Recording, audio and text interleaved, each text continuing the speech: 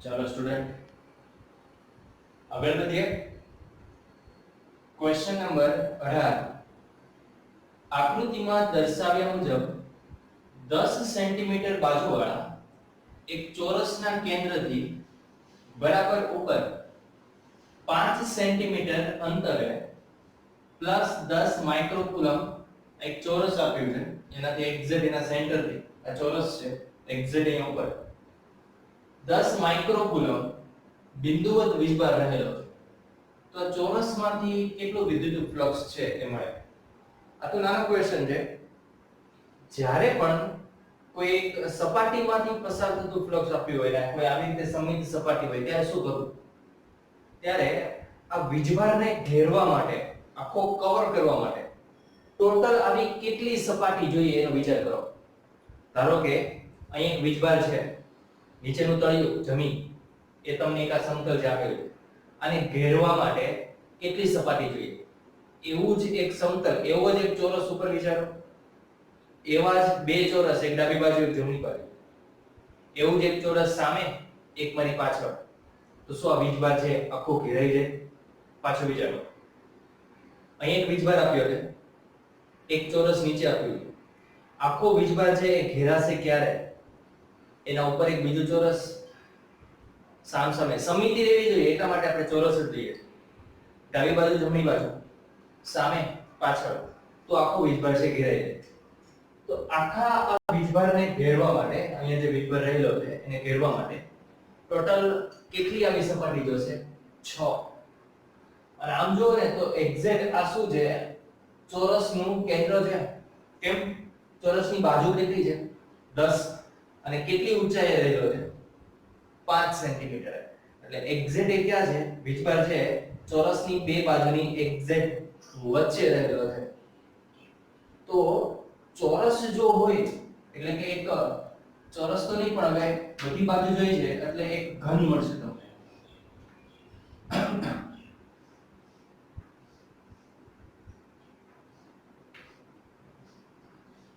આપણે આ સપાટી આપેલી હતી જે આકૃતિમાં ડ્રો કરેલી છે અહીંયા વીજભાર છે આપણે કેના ઉપરની લીધી એક ડાબી બાજુ એક જમણી બાજુ એક સામે એક પાછળ તો આખો વીજભાર છે એ ઘેરાશે તો હવે આના માટે તમે ફ્લક્સ શોધી શકો એમ છો બરાબર કે સમઘન માંથી પસાર થતું કુલ ફ્લક્સ ટોટલ કુલ ફ્લક્સ ઘેરાયેલ વીજભારના છેદમાં પરમિટિવિટી જેટલું હોય જો 6 બાજુ હોય તો મારી પાસે કેટલી બાજુ છે મને કેમાંથી પૂછેલું છે માત્ર એક ચોરસમાંથી તેથી આપેલ ચોરસમાંથી પસાર થતું ફ્લક્સ કેટલું મળશે આ કોનામાંથી થયું આખા સમઘનમાંથી ટોટલ સમઘનને કેટલી બાજુ છે 6 તો એકના ભાગમાં કેટલો હિસ્સો આવે છઠ્ઠો ભાગ આવશે તો 1/6 વીજભાર છે 10 માઇક્રોકુલમ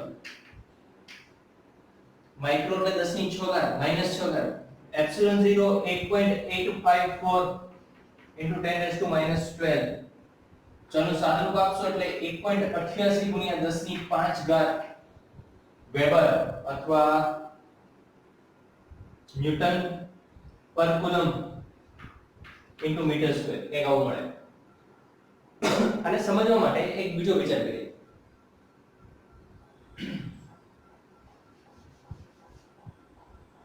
આવા કોઈ એમસીક્યુ તમે સોલ્વ કરો એના માટે જો તમને ક્વેશ્ચન હું એવો કરું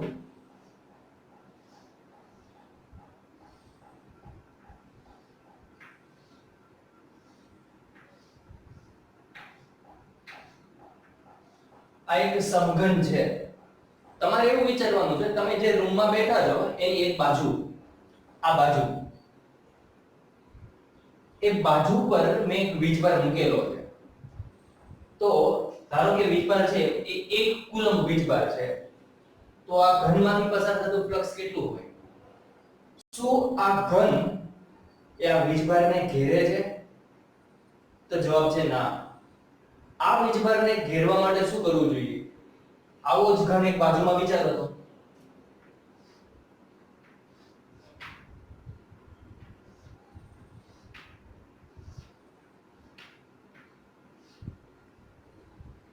શું આ વીજભાર ઘેરાયેલો છે?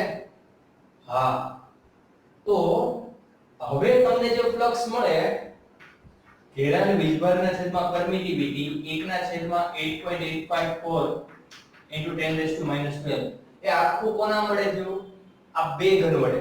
મને 1 નું પૂછ્યું છે, ભાગ્યા શું કરી દઈશ? 2. એક થોડો વિચારવા જેવો ક્વેશ્ચન. જો તમને એવું કહું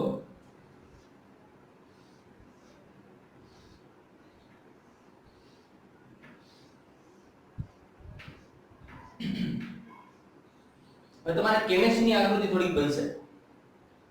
મારી પાસે એક વીજભાર છે, એ વીજભાર હું ઘનના એક શિરોબિંદુ પર રાખું છું, તો આ ઘન સાથે ઘેરાયેલ ફ્લક્સ છે કેટલું હોય? શું આ વીજભાર છે એને આ ઘન ઘેરે છે? હું આ ખૂણામાં ઉપર રાખી દઉં તો શું આ વીજભારને આ ઘન ઘેરે છે? જવાબ છે ના. તો આને ઘેરવા માટે ટોટલ કેટલા ઘન જોઈએ?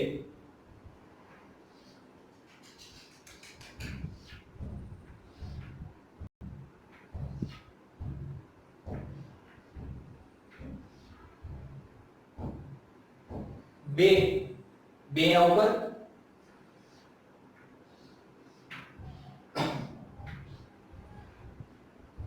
બે અહીંયા તમારા કેમેસ્ટ્રીમાં આવી એક આકૃતિ આવે. કેમેસ્ટ્રીની અંદર આવી આવો એક ડાયાગ્રામ છે. તમારે ત્યાં ખૂણા પર કેટલો હિસ્સો હશે? વિચાર કરો એકવાર ધ્યાનથી, આકૃતિમાં વધારે નહીં સમજાય. પંજાબી જમવા જાવ ને ત્યારે છેલ્લું ફિંગર પાવર આપે ને, એમાં જે લીંબુનો ભાગ હોય એ કેટલામો ભાગ હોય? લીંબુનો ભાગ હોય ને એ 8મો ભાગ હોય.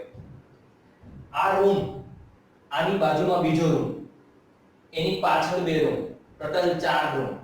એ 4 ના ઉપર બીજા 4, ત્યારે એક ખૂણા પરનો વીજભાર છે ઘેરાય. એકવાર પાછું, સામે ખૂણા પર વીજભાર છે, મારે એને ઘેરવો છે, આખો કવર થવો જોઈએ. કેટલો હિસ્સો જોઈએ? કેટલા રૂમ જોઈએ? એક રૂમ, એની બાજુમાં એક રૂમ, 2, એની પાછળ ટોટલ થયા 4, એના ઉપર બીજા 4 આવે ત્યારે આખો વીજભાર છે ઘેરાય. અહીંયા કદાચ અહીંયા સમજાણું છે, અને બે વખત રિવાઇન્ડ કરો પાછો વિડિયો અને પછી જુઓ. ડાઉટ લાગે કોમેન્ટમાં લખો. તો ટોટલ એક ઘનના ભાગમાં કેટલો હિસ્સો આવે? 8મો હિસ્સો આવે. આ નોંધી લો. સેમ આના જેવો જ ક્વેશ્ચન છે, એ આના પછીનો છે.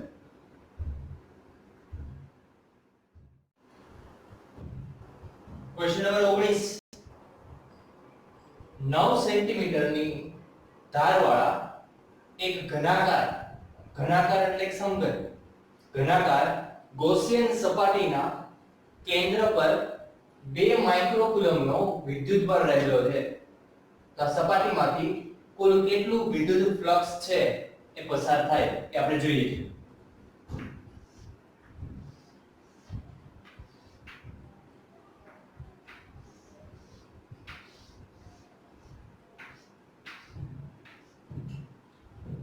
અને બાજુની જે ધાર છે એ છે 9 સેન્ટીમીટર. એક્ઝેક્ટ કેન્દ્ર પર એક 2 માઇક્રોકુલમનો વીજભાર છે. ફ્લક્સ જોઈએ છે, બોલો શું કરશો? આગળનો દાખલો છે એમ. ફ્લક્સ ઇઝ ઇક્વલ ટુ ઘેરાયેલ વીજભાર છેદમાં પરમિટિવિટી. ઘેરાયેલ વીજભાર કેટલો છે? 2 માઇક્રો એટલે 10⁻⁴. પરમિટિવિટી 1.854 * 10⁻12. સાદુરૂપ આપશો એટલે તમને મળશે 2.52 something, 2.28 something, 10⁵ newton metre square પર કુલમ. આગળનો સેમ દાખલો આ જ હતો, પણ આપણે એક સાઈડ પૂછી હતી આટલી. તો આ 6 બાજુ સાથે સંકળાયેલું ફ્લક્સ છે. એકમાંથી કેટલું મળે? ફ્લક્સ એટલે શું? વિદ્યુત ક્ષેત્ર રેખાની સંખ્યા. તો 6 માંથી આટલી રેખાની સંખ્યા મળે. એકમાંથી કેટલી મળે? ભાગ્યા 6 કરી દેવાના. બરાબર? નોંધી લઈએ.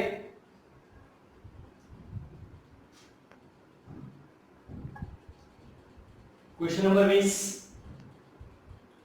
10 સેન્ટીમીટર ત્રિજ્યા ધરાવતી ગોળાકાર ગૌસિયન સપાટીના કેન્દ્ર પર મૂકેલા બિંદુવત વિદ્યુતભારના લીધે તે સપાટીમાંથી 1 ગુણ્યા 10³ ન્યૂટન મીટર સ્ક્વેર પર કુલમ નું ફ્લક્સ છે પસાર થાય છે. પહેલા તો ફ્લક્સ ઋણ છે એટલે વીજભાર કેવો હશે? ઋણ હશે. જો ગૌસિયન સપાટીની ત્રિજ્યા બમણી કરવામાં આવે તો કેટલું ફ્લક્સ પસાર થાય? બિંદુવત વિદ્યુતભારનું મૂલ્ય છે કેટલું હશે? આ ગોળાકાર સપાટી, હવે આની સાથે ઘેરાયેલું ફ્લક્સ છે, સંકળાયેલું ફ્લક્સ છે આપણે આપ્યું. ત્રિજ્યા બમણી કરી દો. જેટલી વિદ્યુત ક્ષેત્ર રેખા નાનામાંથી નીકળે એટલી જ કેટલામાંથી નીકળશે? મોટા ગોળામાંથી નીકળે. એ બદલાય નહીં. આ ડાયાગ્રામથી આપણે સૂત્ર પરથી પણ ખબર છે.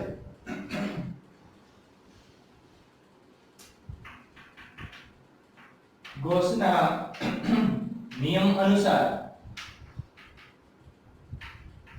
ફ્લક્સ ઇઝ ઇક્વલ ટુ શું હતું? ઘેરાયેલ વીજભારની અથવા પરમિટિવિટી. આમાં ક્યાંય ત્રિજ્યા પર આધારિત છે? ગૌસના નિયમ નામે આપણે અગત્યતા જોઈ હતી. કોઈ પણ આકાર માટે સાચું છે, અનસરખું રહે, કોઈ ફેર ન પડે, એની સાથે કોઈ ફરક નહીં પડે. માત્ર ઘેરાયેલ વીજભાર અને પરમિટિવ પર જ આધાર ધરાવે છે. એટલા માટે પરથી ફ્લક્સ એ ત્રિજ્યાથી સ્વતંત્ર છે. તેથી અહીંયા આપણે ફ્લક્સ જે આપેલું છે પ્રશ્નમાં એટલું ને એટલું જ મળે, કોઈ ફરક પડશે નહીં. નેક્સ્ટ, બિંદુવત વીજભારનું મૂલ્ય છે એ કેટલું હોય એ પણ પૂછ્યું છે આપણે. તો વીજભાર એટલે ફ્લક્સ ગુણ્યા પરમિટિવિટી. બરાબર? ફ્લક્સ કેટલું આપેલું છે? સૂત્રનો કરતા બનાવ્યો ઘેરાયેલ વીજભાર. ફ્લક્સ આપ્યું છે 10³ 1 ગુણ્યા આગળ લખો ચાલે. અને પાછો ઋણ છે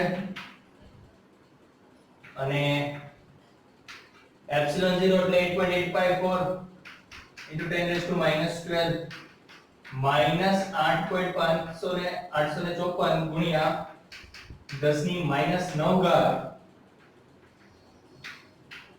અથવા -9 ને શું કહેવાય? નેનો. ચલાવવાનું નેનો કુલમ. નોંધી લઈએ.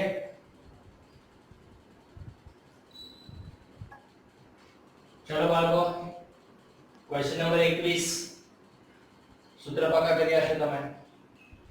10 સેન્ટીમીટર ત્રિજ્યાના એક વાહક ગોળા પર અજ્ઞાત વિદ્યુતભાર છે. ગોળાના કેન્દ્રથી 10 સેન્ટીમીટર દૂરના બિંદુએ વિદ્યુત ક્ષેત્ર -1.5 ગુણ્યા 10³ ન્યૂટન પર કુલમ ત્રિજ્યાવર્તી દિશામાં અંદરની તરફ છે. અંદરની તરફ આપો એટલે વીજભાર કેવો છે? ઋણ હશે. કેમ કે ધન વીજભારમાં ત્રિજ્યાવર્તી બહાર મળે. તો ગોળા પરનો વિદ્યુતભાર છે એ શોધો. જો અહીંયા વાહક ગોળો આપ્યો છે, જ્યારે કોઈ ધાતુનો ગોળો થિયરી લેક્ચરમાં ભણી ગયા આપણે, છેલ્લો લેક્ચર નંબર 13, જો વાહક ગોળો આપ્યો હોય તો એને ગોળીય કવચના જેમ જ લેવો. તો બધો વીજભાર ગતિ કરીને ક્યાં સુધી આવી જશે? સપાટી પર આવી જાય.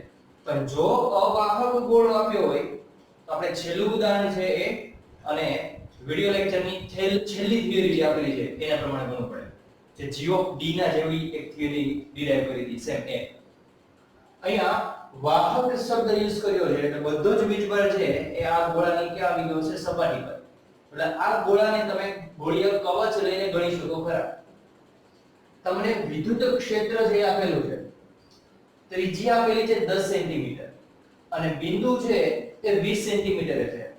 એટલે આ બિંદુ એક ગોળાથી ક્યાં છે બહારના ભાગમાં છે તો ગોળીય કવચ માટે જો આપેલું બિંદુ એના કેન્દ્રથી એની ત્રિજ્યાથી વધારે અંતરે હોય એટલે કે બહારના ભાગમાં હોય તો વિદ્યુત ક્ષેત્રનું સૂત્ર તો આપણી પાસે kq/r². યાદ કરો જ્યાં r છે એ ત્રિજ્યા કરતા મોટા છે. જાણે કે ગોળીય કવચનો સમગ્ર વીજભાર એના કેન્દ્ર પર કેન્દ્રિત થયેલો છે એમ માની ગણી શકીએ. એટલે કે બિંદુ વીજભારના જેમ જ બરાબર. બહારનો બિંદુ હોય તો એક ગોળો હોય કે ગોળીય કવચ હોય kq/r². આવું સૂત્ર હતું.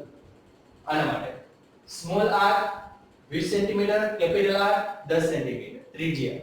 થિયરી લેક્ચર છે એને એક વખત રિવાઇન્ડ કરો જો. આપને શોધવાનું કીધેલું છે એ છે q. તો q થશે e r² ના છેદમાં k.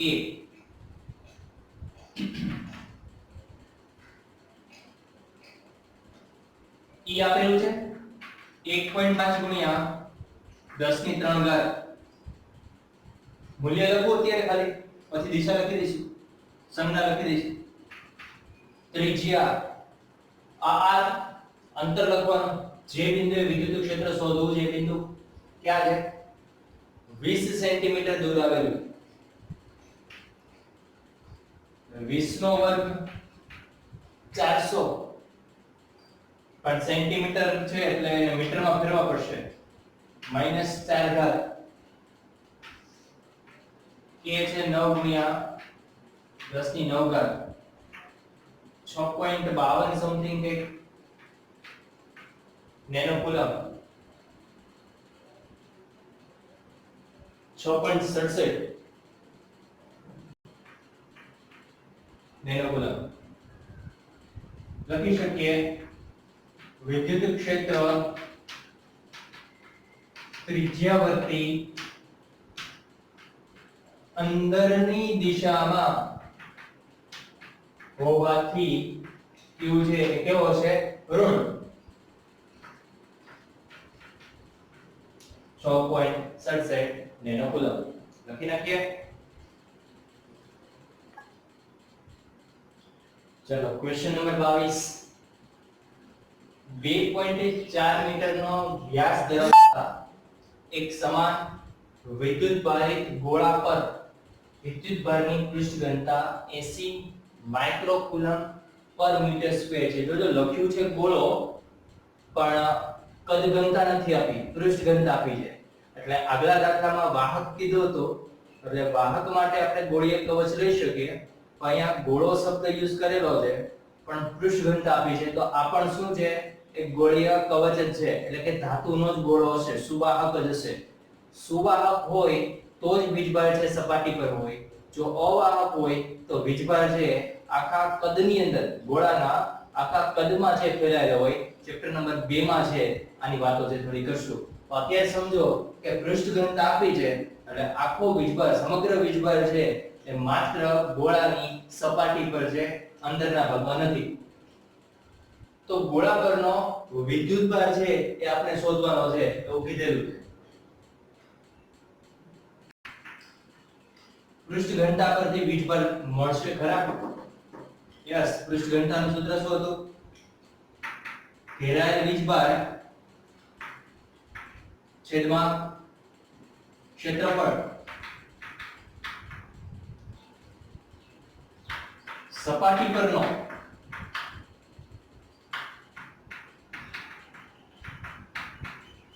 કુલ વીજભાર છેદમાં સપાટીનું કુલ ક્ષેત્રફળ. આવું એક સૂત્ર હતું. એટલે વીજભાર બરાબર પૃષ્ઠ ઘનતા ગુણ્યા ક્ષેત્રફળ થશે. અને ગોળાની સપાટીના ક્ષેત્રફળનું સૂત્ર 4πr² ગોળો 4πr². પૃષ્ઠ ઘનતા આપણી છે 80 માઇક્રો છે 10 ની -6 ઘાત. જોવાનું એકમ મીટર સ્ક્વેર જ છે, સેન્ટીમીટર સ્ક્વેર તો આજુબાજુ યુનિટ ફેરવવું પડે. ગુણ્યા 4 ગુણ્યા 3.14 2.4 મીટરનો વ્યાસ છે તો ત્રિજ્યા કેટલી થશે અડધી 1.2 નો સ્ક્વેર સાદુરૂપ આપો એટલે તમને મળે 1.447 ગુણ્યા 10 ની માઈનસ 3 ઘાત કુલમ ગોળાની સપાટીમાંથી બહાર આવતું ફ્લક્સ છે એ પણ તમને શોધવાનું કીધેલું છે કેવી રીતે મેળવશું તમારી પાસે વીજભાર છે ફ્લક્સ મળે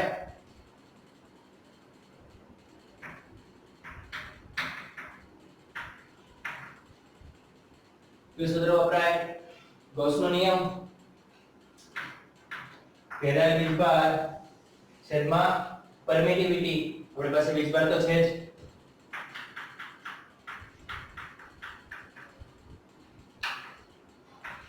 permittivity 8.854 into 10 raised to minus આવશે 1.63 ગુણ્યા 10 ની 8 ઘાત ન્યૂટન મીટર સ્ક્વેર પર કુલમ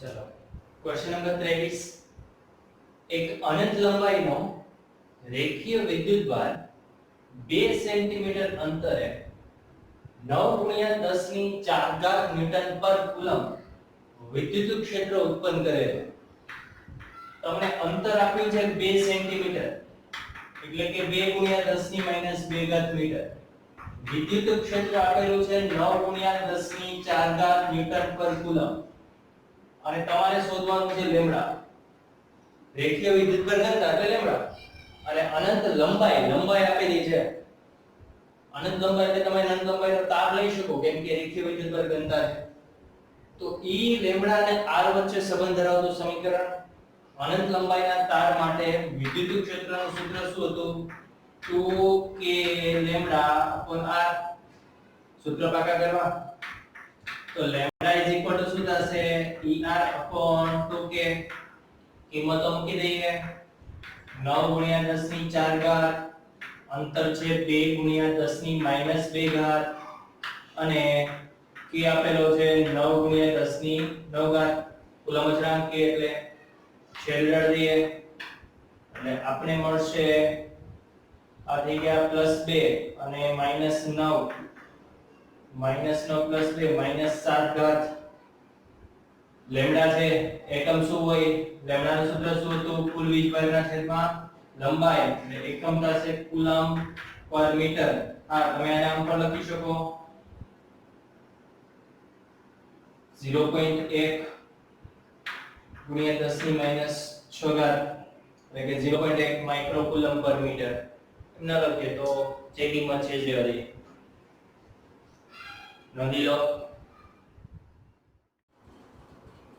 ચલો ક્વેશ્ચન નંબર 24 બે મોટી પ્લેટો ધાતુની પ્લેટો છે જે એકબીજાને સમાંતર રહેલી છે તેમની અંદર વિરુદ્ધ ચિહ્નોના એકના પર ધન એકના પર ઋણ વિરુદ્ધ ચિહ્નો ધરાવતી અને 17 ગુણ્યા 10 ની માઈનસ 22 ઘાત કુલમ પર મીટર સ્ક્વેર મૂલ્યની વિદ્યુતભાર પૃષ્ઠ ઘનતા છે લીધેલું છે આપણે સિગ્મા પૃષ્ઠ ઘનતા છે તો પ્રથમ પ્લેટની બહારનો વિસ્તાર ધારો કે બિંદુ લઈ લો x બીજી પ્લેટની બહારનો વિસ્તાર y બંને પ્લેટની વચ્ચેનો વિસ્તાર કોઈ બિંદુ લઈ લો z ત્યાં વિદ્યુત ક્ષેત્ર છે શોધો તમને યાદ છે અનંત વિસ્તારમાં અથવા તો ખૂબ મોટું સમતલ હોય તો એના કારણે વિદ્યુત ક્ષેત્ર જે મળે એનું સૂત્ર શું હતું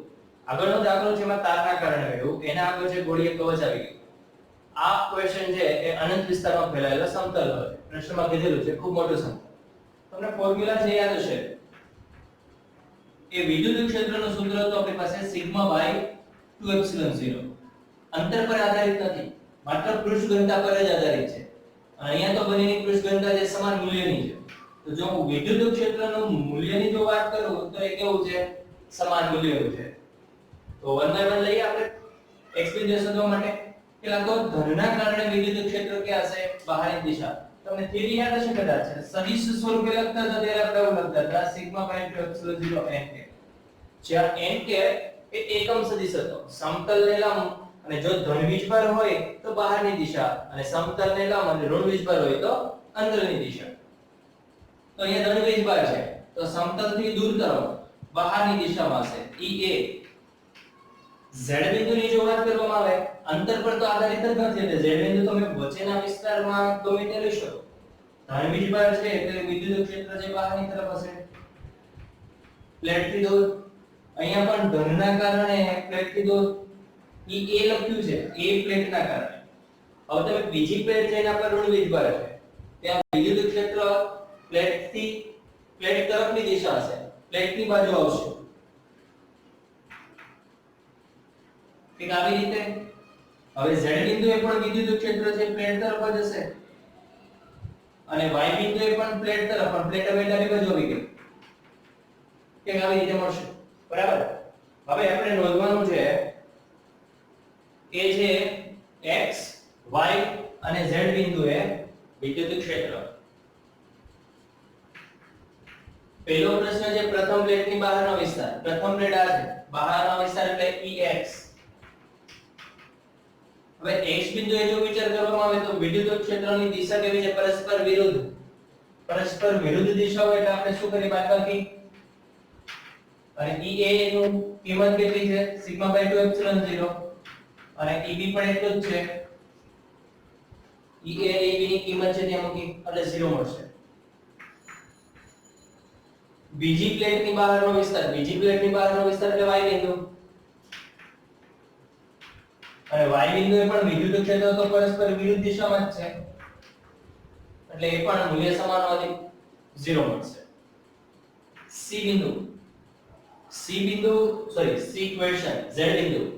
z બિંદુ એ વિદ્યુત ક્ષેત્ર તમે જોવા જાઓ તો બંને સમાન દિશામાં છે.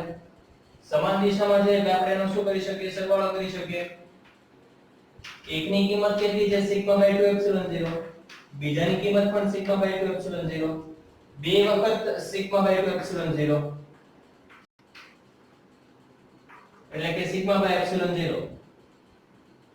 સિગ્મા આપણે આપેલા છે 17 ગુણ્યા 10 ની -22 ઘાત.